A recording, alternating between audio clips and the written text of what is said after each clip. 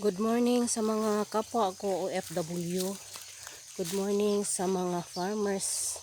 Ito na mga ka-OFW. Ito na yung buhay ko dito sa Pilipinas.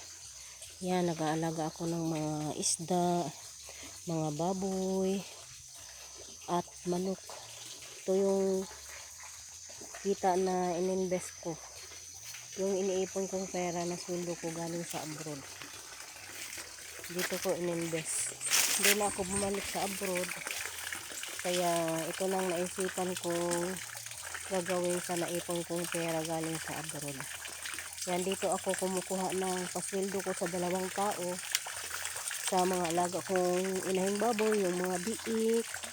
Tapos dito sa isda, mayroon din kita dito sa tilapia. Yan. Dito sa gilid ng piston mga ka-farmers. Ito rin yung may walis tambo at lakatan na saging. Mix yung mga tanim na ginawa ko dito sa bukid mga ka-farmers para bawat season ay may income. Yan, ang walis tambo naman o tiger grass sa isang taon, isang beses lang yan. At itong saging naman, matagal din ang panahon na gugugulin bago makaharvest, taon din o 8 months pag mainit na lugar.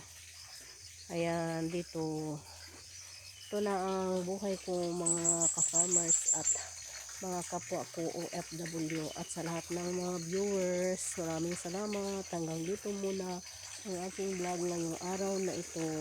Thank you for watching. See you on my next vlog. Bye bye.